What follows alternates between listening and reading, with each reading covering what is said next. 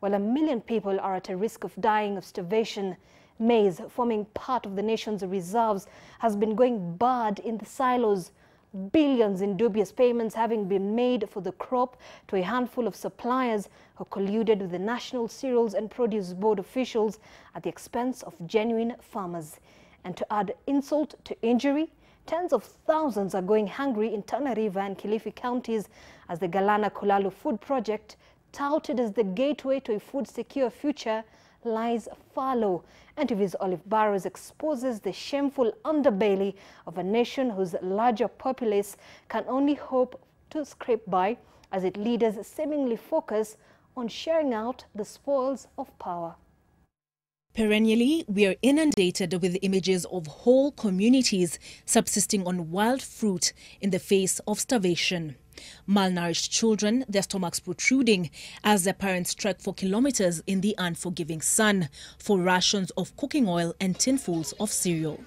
Their elderly down to skin and bone, knocking on death's door as they lie prostrate. Before long, those with a good heart are called upon to step in by way of donations as the government scrambles to marshal emergency funds.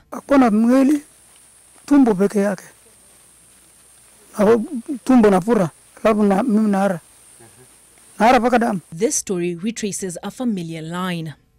But when the Jubilee administration sought power in 2012, they promised to rewrite it, being so brazen as to make this declaration. The Jubilee Alliance will ensure that no Kenyan will die of hunger. 1 term down and 2 years into their second, and death still shadows many communities. 11 people had died of starvation as late as Saturday in Baringo and Turkana counties as a result of the failed short rains. But promises had been made. The Galana Kulalu Food Project, we were told, would herald an end to Kenya's food security problems. But 2 years past its completion date, and works have stalled as a result of a payment dispute between the National Irrigation Board and the Israeli farm contracted to get the 10,000-acre model farm up and running. Green Arava blaming ruthless cartels for the headwinds they rein into, stating, "We have borne the brunt of ruthless cartels, keen on sustaining their businesses in maize milling and maize importation at whatever cost.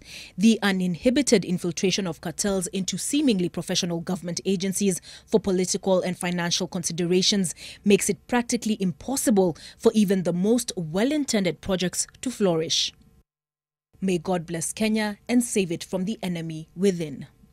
In the case of the National Cereals and Produce Board, the enemy within was its officials, who colluded with unscrupulous traders to defraud the Kenyan taxpayer of approximately 2 billion shillings.